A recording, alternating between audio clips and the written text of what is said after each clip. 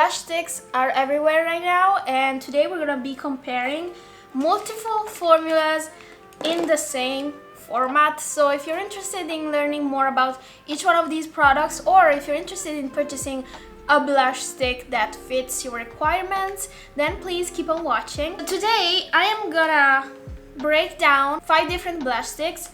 The first one is the Mcgrath Labs Divine Cream Blush. Then we have the Dior Backstage Rosy Glow Stick, the Charlotte Tilbury Unreal Blush Healthy Glow Stick, the Anastasia Beverly Hills Stick Blush, and I thought I wanted to add the Rhode Pocket Blush because even though it is a chubby stick, it is still a stick, right? So we're gonna be comparing all of them today, but first let's swatch them. From Rhode, I have multiple shades, basically all of them except like the warm toned ones. This specifically is Piggy, and it is like a piggy pink. I chose this shade for a specific reason, which I'm gonna be talking about. Then we have the Pat McGrath in the shade Divine Rose Glow, which is warmer than Piggy. The Anastasia Beverly Hills blush stick is in the shade Latte, and if you see it like this, it might look like a contour shade or even like a foundation stick, but it is in fact a blush. It's just a latte color, so the name fits perfectly well. The Dior Backstage I have in the shade Rosewood. Pat McGrath and Dior can be similar, but Dior is definitely brighter and a bit more like, yeah, it's definitely brighter. And last but not least, Charlotte Tilbury in the shade Rosy Glow, which is a bit more mauvey than the Dior. Still, I think these are all quite similar actually, and the only one that stands out is the Anastasia Beverly Hills one, which I got long time ago, well, specifically because it is like a neutral tone skin color blush. I want to start with the Anastasia Beverly Hills blush because this has not had a lot of hype. I've actually seen this more in like Eastern beauty TikToks and videos. The Anastasia Beverly Hills blush is I think one of the first blush sticks. I think we got this a bit prior to the blush stick wave that I think we are in right now. And this is a good product because it is one of the few, I think, blush sticks that is completely matte. So as you can see, it looks matte, and when you swatch it, you blend it out, it stays matte. Usually, all the other products do have a kind of luminosity to them, or some of them have a transparency to them, but this is completely matte. Also, this is very long wearing. I use this, well, I've had it for like a year now, and this is a reliable formula. It blends really well.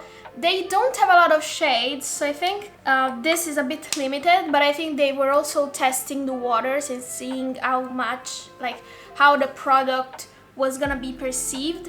And after that, they just didn't expand on it anymore. Maybe because it was not the right time for that type of product, but if you're looking for a long wearing option that is matte, the Anastasia Beverly Hills blush stick is a good option, and I do like the shade Latte if you're a neutral girl. Also, if you're a warm-toned girl, this tends to lean a bit peachier, so if you're very, very cool-toned, the shade might look too warm on you.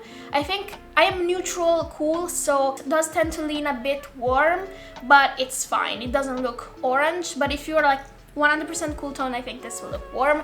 But again, you can choose from the other shades, even though it's not much. The Rhode Blush Stick Pocket Blush, which is not very pocketable if you ask me, is here because 1, I think it qualifies as a blush stick.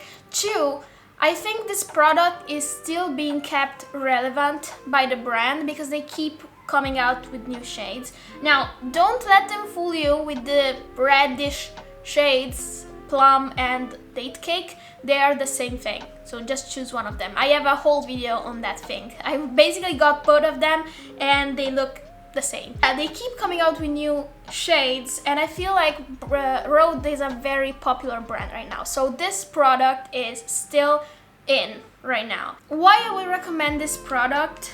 First of all, I think it is quite long lasting. At least on me, it lasts pretty well. Second of all, let me just blend this for you. It doesn't seem like that, but yeah, maybe you can see that. It is sheeny, so it is not a matte blush. It leaves your cheek with a healthy glow, like blushing from within, glowing from within type of look. And I really enjoy these. That's why I have a lot of shades in these. They are super pigmented, so this makes it easier if you have a deeper skin tone. Of course, there are some shades like this Piggy here. I'm afraid this will look ashy on super deep skin, so choose wisely, but they do have a lot of shades. And talking about the shades, I think this product deserves like a honorable mention for their shade range, because their choices, their color choices are very interesting. So they have a baby pink, which is this Piggy shade. However, it's a desaturated baby pink. They also have a peach, but it's not that orange peach. It is a desaturated peach. I think that one's called Freckle. All their colors are really interesting. They're not like the traditional peach. Mauve. Their mauve is like a super gray tint to it. So there are some very interesting shades, and there's a very interesting take on the color palette and the color story. Of course, they do have like traditional coral blushes or plum blushes, but I think these type of shades like Piggy, like Freckle, like Sleepy Girl, maybe even some of the new ones like Tan Lines, I think they have very interesting nuances that you don't see any other brands do. Maybe you can see that in like Korean brands or like Asian makeup, where they tend to play a lot more with white pigment and gray pigment. But this is a Western brand now. I don't know where this is produced. Yeah, this is made in Korea, so there's something to that. There's some truth to that reasoning. These are very interesting. If you're not like into the usually colored blushes, if you want something special in terms of color, I think that you will find something in the Rhode pocket blushes. I just wish they were actually pocketable and they were not so chubby.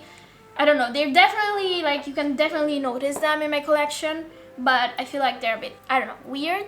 Now let's talk about the Pat McGrath Labs Divine Cream Blush. Again, this is the shade Rose Glow. I also have another one which is like a terracotta burnt blush. This product, when I got it, I loved it. But there are a few things to consider. First of all, the formula is very transparent, so it does not have a lot of base pigment, and it tends to become really sheer depending on how much product you apply. This is not, by the way, a con, it's just a property, so do what you will with that information. If you prefer like super pigmented, non-transparent blushes, this isn't for you. The glow that this leaves on the cheeks is beautiful, and it reminds me of one other product here, so I will probably apply this on my cheeks to let you see how comparable these two products are. These, being a transparent blush, I feel like it doesn't really last very well. Like, it does last a couple of hours, but it would not last for a whole day. And if you apply powder on top of it, it will definitely disappear. So if you're one of these people that apply their stick blush and then go with the powder, this blush will disappear, and you will probably have to either apply this again on top of your powder, which, by the way, you can do. I have no issues doing that with this formula. No bunching up, nothing of the sort. Or you will have to apply a powder blush on top. And when you do that, I think that, I mean, you can do that. Everyone can do whatever they want with their makeup. But if you're applying a blush, having it disappear, and then applying another powder blush on top, then what's the point of applying the first blush? You know what I mean?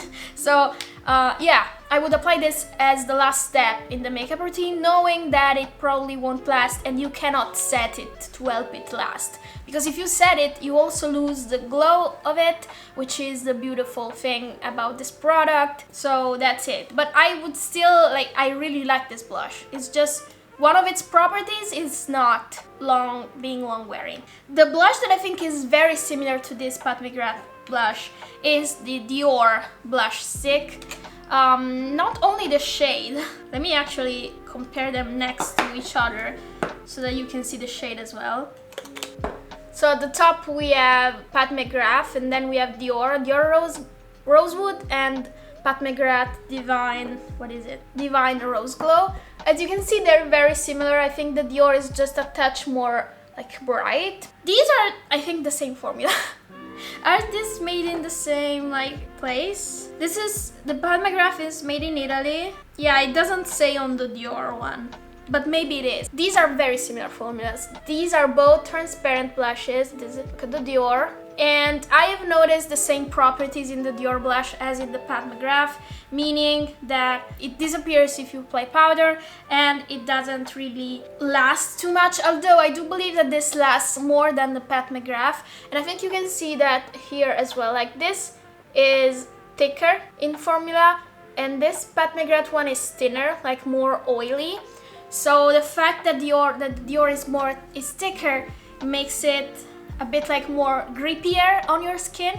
So the Dior definitely lasts longer, but I think these give the same effects. So if you're in between these two, I think that Pat McGrath has sales and Dior does not. So I would go for the Pat McGrath based on the fact that you can get one at a discount and the other you can't. The last cream blush is the Unreal blush from Charlotte Tilbury.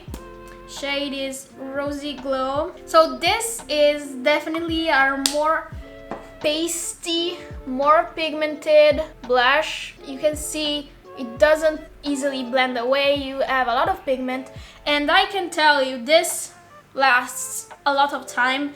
Mine is broken, so when I opened it the first time, the whole stick came out and it fell on my legs. And I can tell you that's pink stain on my leg lasted like at least 2-3 days.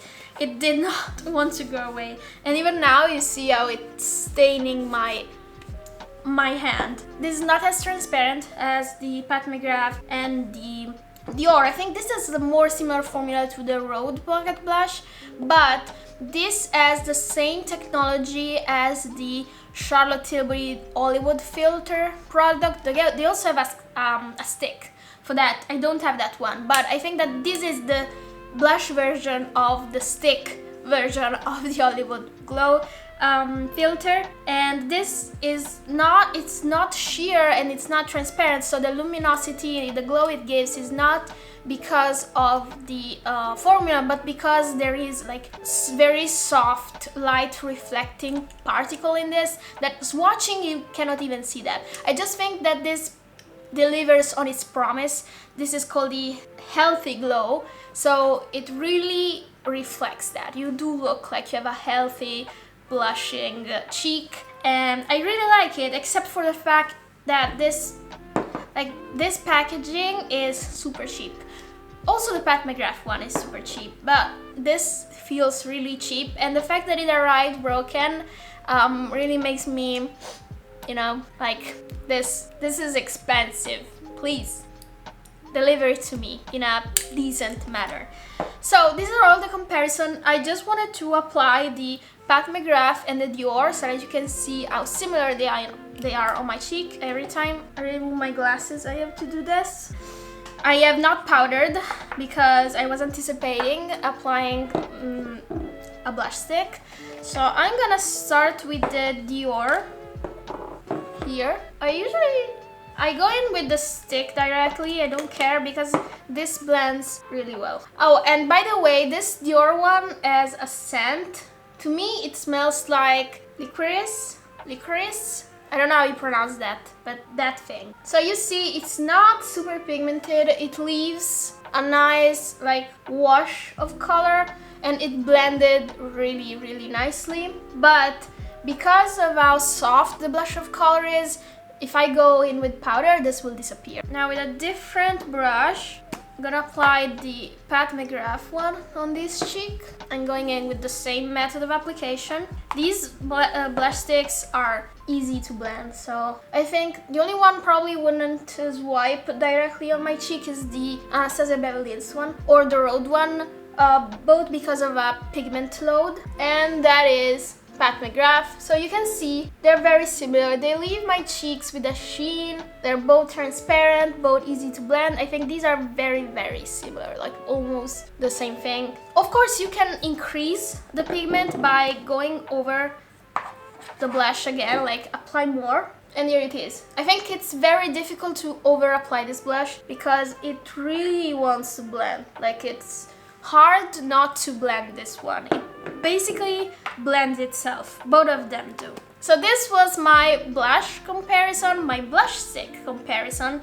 Let me know in the comments if you have any of these products and which one's your favorite, or maybe if you even have another stick blush that I haven't mentioned that you really like. Let me know in the comments. I'm always curious to read them. And please consider subscribing for more makeup content on your feed. That really helps a lot.